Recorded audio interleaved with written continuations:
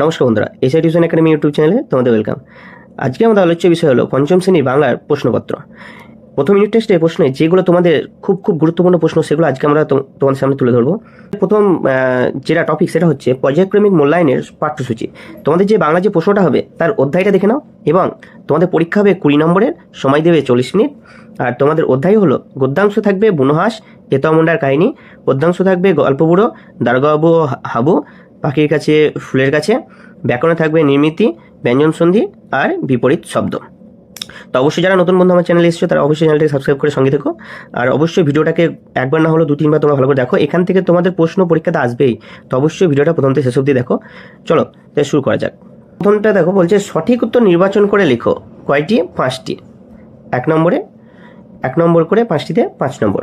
প্রথম প্রশ্ন কি বলছে? বলছে পাখির ডানার শব্দ শোনা যায় কেমন?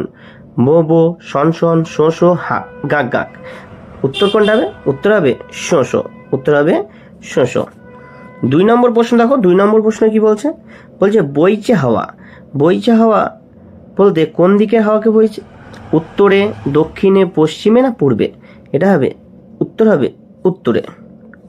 3 নম্বর প্রশ্ন বলছে যে হাবু ও তার দাদাদের পোষা মোট পাখি ও পশুর সংখ্যা কত? উত্তর কি হবে? উত্তর কত হবে? 175টি। 4 নম্বর প্রশ্ন দেখো, বলছে এতোয়া শব্দটির অর্থ লেখো। এতোয়া শব্দের অর্থ হলো কি? বলছে রবিবার, সোমবার, বুধবার না ছুটির দিন? উত্তর হবে রবিবার। 5 নম্বর প্রশ্নটা দেখো কি বলছে। 5 নম্বর প্রশ্ন হলো থুত্রে শব্দটির অর্থ। থুত্রে শব্দের অর্থ হলো চন্মনে, জড়সড়, জ্ঞানী না নড়বড়ে? উত্তর হবে নড়বড়ে। 6 নম্বর প্রশ্ন হলো জুড়ি গাড়ি। জুড়ি গাড়ি হলো কি গাড়ি? ঘোড়ায় টানা গাড়ি, হাতি টানা গাড়ি, যন্ত্রচালিত গাড়ি না গরুর টানা গাড়ি? উত্তর হবে ঘোড়ায় টানা গাড়ি। 7 নম্বরটা দেখে নাও। 7 নম্বর প্রশ্ন কি বলছে? বলছে তিনি আমাকে গল্পের এই বইগুলো দিলেন। এখানে দিলেন শব্দটি কি পদ? বিশেষ্য পদ, ক্রিয়াপদ, বিশেষণ পদ না সর্বনাম পদ? এখানে হবে এটা কি পদ? ক্রিয়াপদ। চলো এবার আমরা দ্বিতীয় টপিকটা দেবো। কি বলছে? বলছে নিচের প্রশ্নগুলির পূর্ণ বাক্যে উত্তর দাও। কয়টি? 5টি। এগুলো 1 নম্বরের, 5 নম্বরে 5টা। চলো 1 নম্বর প্রশ্ন কি বলছে? বলছে গল্পপুরো ঝোলায় কি কি ধরনের গল্প রয়েছে? উত্তর হবে গল্পপুরো ঝোলায় দত্তি দানব, যক্ষীরাজ, রাজপুত্তুর, পক্ষীরাজ এইসব আজগুবি গল্প রয়েছে। 2 নম্বর প্রশ্ন দেখো, বলছে জোয়ানদের ঘাঁটি কোথায় ছিল? উত্তর হবে লাদাখের একটা বরফে ঢাকা নির্জন জায়গাতে। 3 নম্বর প্রশ্ন দেখো কি বলছে? বলছে হাবু কোথায় গিয়ে কার কাছে নালিশ জানিয়েছিল? উত্তর কি হবে? বলছে হাবু একদিন ভোরবেলায় থানায় গিয়ে দারোগাবাবুর কাছে নালিশ জানিয়েছিল। 4 নম্বর প্রশ্ন কি বলছে দেখো। 4 নম্বর প্রশ্ন বলছে এতোয়া গ্রামটির আগের নাম কি ছিল? উত্তর হবে এতোয়া গ্রামের আগের নাম ছিল সালগেরিয়া। 5 নম্বর প্রশ্নটা দেখো, বলছে বিমলার ছোট ভাইয়ের নাম কি? সে তার দাদা বেশি খাবার পাবে কেন? উত্তর হলো বিমলার ছোট ভাইয়ের নাম অবু। সে তার দাদা বেশি খাবার পাবে কারণ তারা ছেলে আর বিমলা হলো মেয়ে। 6 নম্বর প্রশ্নটা দেখো কি বলছে। বালক রবীন্দ্রনাথের প্রধান ছুটির এটা দেশ হবে। ছুটির দেশ কি ছিল? উত্তর হবে বালক রবীন্দ্রনাথের প্রধান ছুটির দেশ ছিল বাইরের খোলা ছাদ। 3 নম্বর দেখো, 3 নম্বর টপিকটা কি বলছে? বলছে নিচের প্রশ্নগুলির উত্তর দাও। এগুলো 2 নম্বরের কয়টি? 3টি। দেখো 1 নম্বর প্রশ্ন দেখো, বলছে কি আছে তোর তলপিটায়? এই কথাটি কে, কখন, কাদেরকে বলেছে? উত্তরটা দেখো। উত্তরে কি বলছে? বলছে এই গল্পটি গল্পবুড়ো বলেছে। শীতকালের ভোরে উত্তরে হাওয়া বইছে, সেই শীতে থুতথুরে গল্পবুড়ো তাড়াতাড়ি পথ ধরে হেঁটে চলেছে।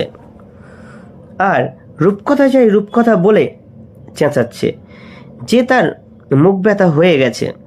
হাঁক ছেড়ে সে ছোটদের ডেকে তাড়াতাড়ি ঘুম থেকে উঠতে বলছে।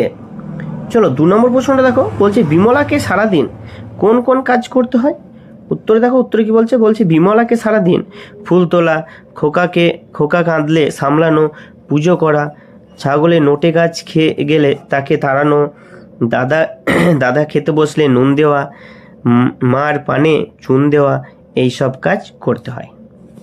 চলো 3 নম্বর প্রশ্নটা দেখে নাও। 3 নম্বর প্রশ্ন কি বলছে? বলছে গায়ের নাম হাতিঘর হলো কেন? উত্তর হলো গায়ের জমিদার মতিবাবুর পূর্বপুরুষরা একসময় হাতি পুষত, তাই গায়ের আদি নাম ছিল হাতিঘর। চলো 4 নম্বর টপিক দেখো। 4 নম্বর কি বলছে? সন্ধি বিচ্ছেদ করো। তোমাদের এবছর পরীক্ষায় সন্ধি বিচ্ছেদ দেবে। তো 1 নম্বর কি বলছে? তরুচ্ছায়া। তরুচ্ছায়া কি হবে? তরুযুক্ত ছায়া। 2 নম্বর দেখো উচ্চারণ, উৎযুক্ত চারণ। 3 নম্বর দেখো পরিষ্কার, পরিযুক্ত কার। 4 নম্বর দেখো সংস্কৃত, সমযুক্ত কৃত বা সমযুক্ত কৃত। 5 নম্বর টপিকটা দেখো। 5 নম্বর টপিক কি বলছে? বলছে বাক্য রচনা করো। চলো এটাও দেখে নাও। নালিশ, ভগবান, বারণ, করুণ আর ভোর। নালিশ দিয়ে একটা বাক্য রচনা করো। নালিশ দিয়ে কী হবে? বলছে রামের দাদা তার খেলনার গাড়িটা দেওয়ার সময় মায়ের কাছে নালিশ করলো। ভগবানটা দেখে নাও। ভগবান দিয়ে কী হবে? বাক্য রচনা। ভগবানের বাক্য রচনা হলো বিভিন্ন ধর্মের মানুষ ভগবানকে বিভিন্ন নামে ডেকে থাকে। মায়ের বারণ না শুনেই তিতলি তার বন্ধুদের সঙ্গে দার্জিলিং ঘুরতে গেল। করুণ, পরবর্তী বাক্য রচনা হলো করুণ। বাচ্চাটি মায়ের কাছে করুণ সুরে মেলায় যাওয়ার জন্য বায়না করছে। ভোর, প্রতিদিন ভোরে প্রিয়া গান গাইতে বসে। তো অবশ্যই ভিডিওটা কেমন লাগলো অবশ্যই কমেন্ট করে জানিও। আর কারো কোনো প্রশ্ন থাকলে অবশ্যই কমেন্ট করে জানিও। আর তোমাদের কোন কোন বিষয়ের প্রশ্নপত্র প্রশ্নপত্র দরকার অবশ্যই আমাকে কমেন্ট করে জানিও। আমি অবশ্যই কাল হোক পরশুর মধ্যেই তোমাদেরকে সেগুলো প্রোভাইড করে দেবো। তো অসংখ্য ধন্যবাদ ভিডিওটা দেখার জন্য। আর চ্যানেলটিকে সাবস্ক্রাইব করে সঙ্গে থেকো।